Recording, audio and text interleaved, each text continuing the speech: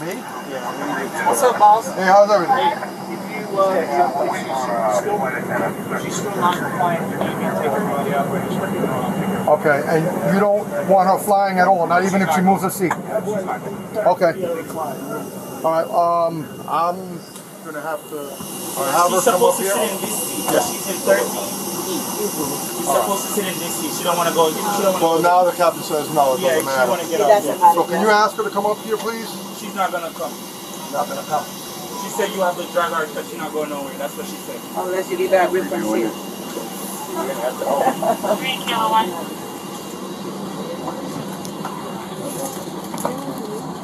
So, you have 29 commercial fire for terminal 1.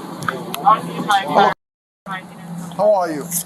Deputy Soto. I'm grieving is actually how I'm doing. I'm trying to get to a funeral. I'm sorry. Today. Okay, ma'am. I'm sorry about that. Today. But now... I'm sitting in my assigned seat. No, you're supposed to be at 37E. No. Ma'am. You think I would make this up? You think I would hold everybody It's right up? here. It's also right here. That's a screenshot, ma'am. It's the app, view my boarding pass. Why would I make that up? Why would I make that up? It's unspirited spirit. You think I'm going to waste my time? Ma'am, it says 13E. That's where I am. Okay, give me a minute. Let me see your phone.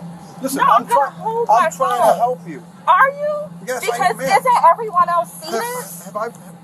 I came here respectfully. I understand that, but I've been so I'm trying to help you. disrespected. Let Do me you show it to understand? the I'm just captain. trying to get I understand. to Chicago. But right now, I have a funeral this is the thing. tonight. But this is the I've been thing. working all Okay, day. I understand. I don't work You're for not- spirit.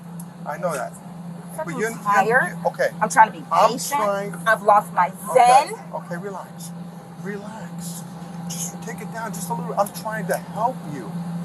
Then talk to them. Let me go talk to them, but I need to see the phone. I'm going to give it right back. I'm on body camera. I'm not going to take your phone. I don't think that you're going to take my phone. I would just like to have my body camera. Okay. You see what I'm saying? Okay. Let me see what I'm I can not do. from Florida. Let me see what I can do. Okay? If you're correct, then everything should Why be would fine. I make this up? Well, because everything is here saying that you're on 30. You're supposed to be in 37E. So I don't know what the mix-up is. They mixed it up, which Give me they 1 need minute. to fix. Let me see. That's not That's my the app, right? Yes, It's the it app. is. Okay. Give me 1 minute.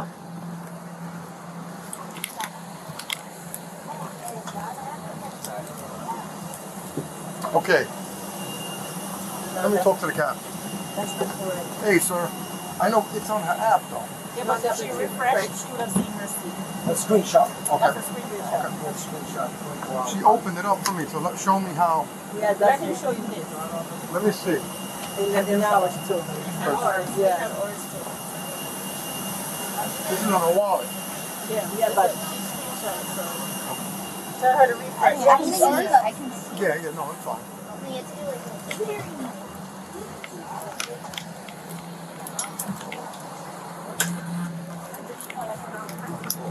Okay. Open up the app. This is your Apple. This is on your Apple Wallet. If you open up your app, it's going to show you 37E.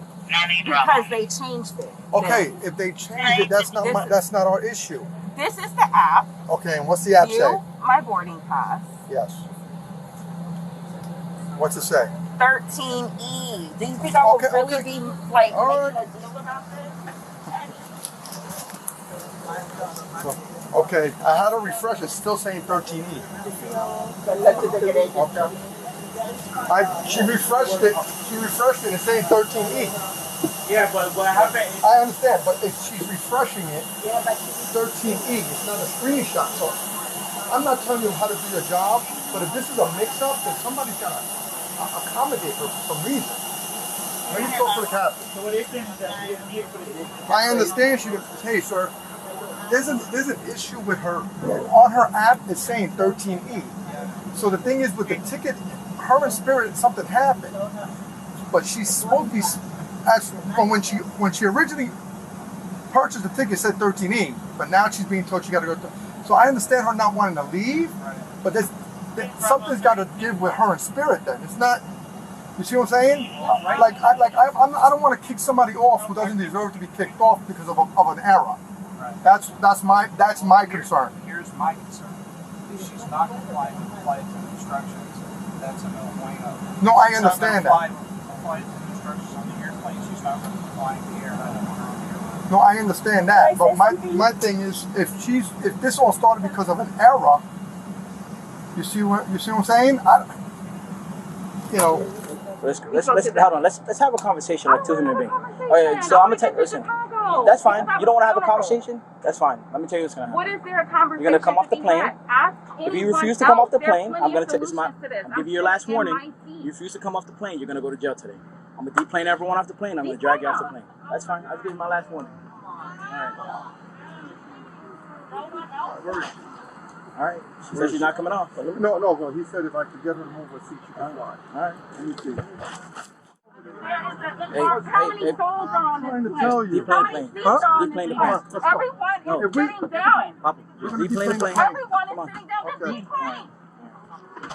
That's fine. No point in arguing with her. All right, start your deboarding. We're going to take her into custody.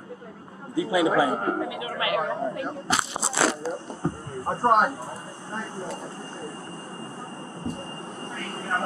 That's it. Now she's definitely going to jail. Sorry. I tried, bro. Hey, Cap, you go ahead and deboard the plane. She's going to jail. She don't want to come off. Excuse me, sir.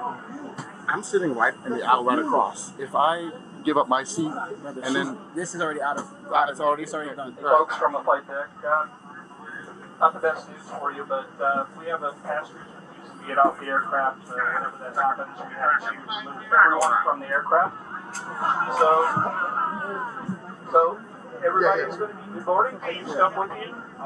When we get a chance to board, you go ahead and but for now, everybody. You just said take it off. They have to take You just said take it off. That's all. Yeah, I got it. Take it off.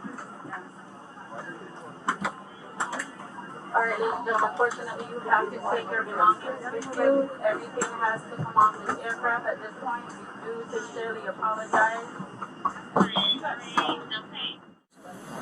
I just talked to the chief pilot. Third time it's happened today. Just to let you know. Twice in Atlanta, this is the third time. Oh, really? One of those days. Here's the other thing. She's in a fucking accident. You got somebody emotionally disturbed and upset, and now they're in an accident. Yeah. Who knows if she's been telling us? Yeah. Now, usually when I tell everybody that I'm going to take everybody off, they turn against the person and that gets them off. No, there was some. To be honest with you, there were some people wanting to give up their seats for her. Oh, really? Yeah. It was too late. I thought they were exiting out. Hey, I'll give up my seat for her. I'm like, too late. You know, I don't even think that would have helped. You know? No, she's not moving out. She's just. She's adamant because of the fact it says, and I told her, I said, this happened to me before. I showed up for my flight, my seat was changed. And it says right there, it says, you know, subject to change. Yeah. It happens, you know? They gave her the correct boarding pass. Yeah, the boarding pass, yeah. It happened to me. My app says, see, I get to the airport, no, here's your boarding pass, it's been changed. Oh, okay. This is never notified. Actually, sometimes they change equipment, so that can change the seats too. You really want to go to jail? You really want to go to jail? Not be the first time it's happened before. Okay, let's not make it a second time or a third time. Let's just get off the plane. This is the final chance. Because once the handcuffs go on, I'm not there's no negotiating. That's it. Either get off the plane or go to jail. I'm not doing anything. One last chance. Off the plane or off the plane and go to jail. What am I doing? I'm not going to tell you. Off the plane or off the plane and go to jail. You choose right now. What do you want to do? What do you want to do? Off the plane? Hold on, Q. Wait, off the plane and go to jail. Pick one. He's asking you. Please stand up and walk off. 5. If you stand up and walk off, you can rebook. 3, 2. If not, you're going to jail. 1. To the right. Let's go. Come on. Stand up. 10-4.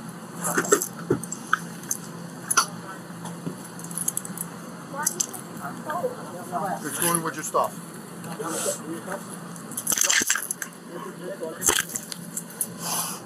In the bag. Put it in. That's your only bag, man?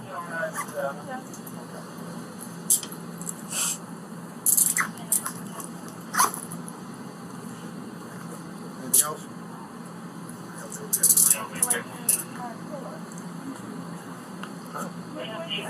Your blanket? Your pillow?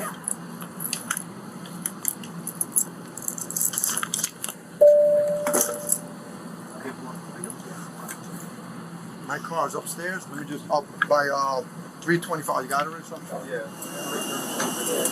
We're gonna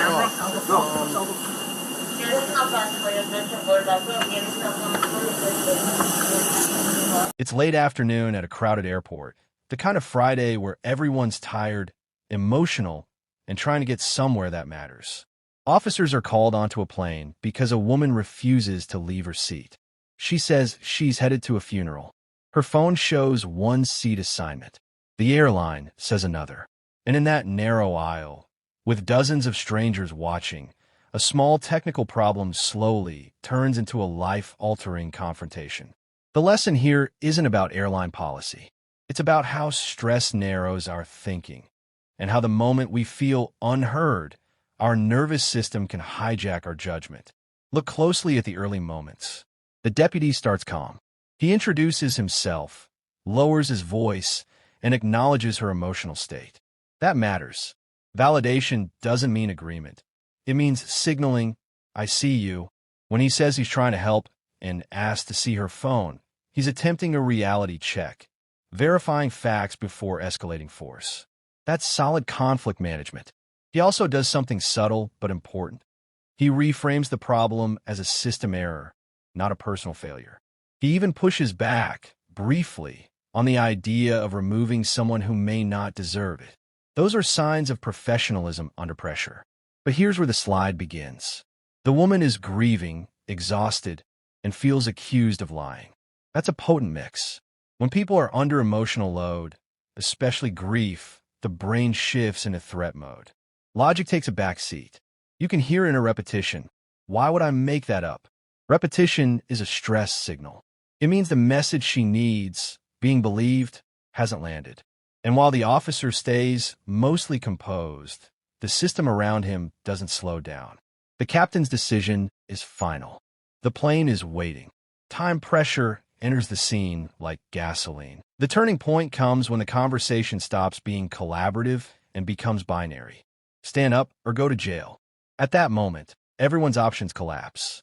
For the officer, policy and authority take over. For her, dignity and control are on the line. When humans feel trapped, they don't choose the smart option. They choose the option that preserves identity. You felt this too, when backing down feels like admitting you're wrong, even if it costs you. That's ego under threat. And ego, when cornered, will burn the house down just to stay warm. There's a line where the officer says, essentially, let's talk like two human beings, and then immediately pivots to consequences. That mixed signal matters. Our brains don't process nuance well under stress.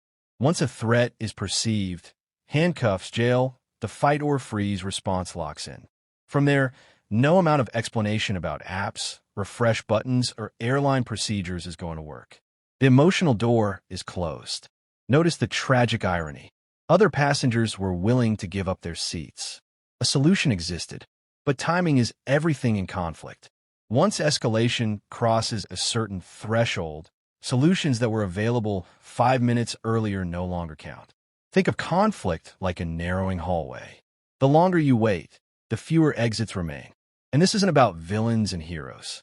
The officers are managing safety, authority, and a full aircraft. The woman is managing grief, exhaustion, and a sense of injustice. Both are human. Both are predictable. That's the uncomfortable truth. In my experience, these incidents aren't caused by bad people. They're caused by overwhelmed nervous systems colliding with rigid systems. Here's what this means for you. If you find yourself in a conflict where you feel misunderstood, your first job isn't to win the argument. It's to keep options open. If your emotions spike, then slow your body before you speak. Unclench your jaw. Drop your shoulders. Buy yourself 10 seconds. If authority enters the situation, then shift from proving you're right to asking what outcome is still possible. One of my options right now is a power question. If you're dealing with someone in authority, remember this. Compliance in the moment preserves leverage later. Resistance feels powerful, but it usually shrinks your future choices. And for professionals watching, leaders, officers, managers, the takeaway is this: clarity beats force early. One clear explanation, one empathetic acknowledgement, and one concrete option can prevent a cascade. Once you issue ultimatums, you may win control, but you lose cooperation. The cost here was steep. Charges filed, fines paid, and a 5-year ban from flying with Spirit Airlines, all rooted in a seat assignment dispute that could have ended differently. So here's the question to sit with. The next time you're right, stressed, and running out of patience, will you choose to protect your pride or protect your future?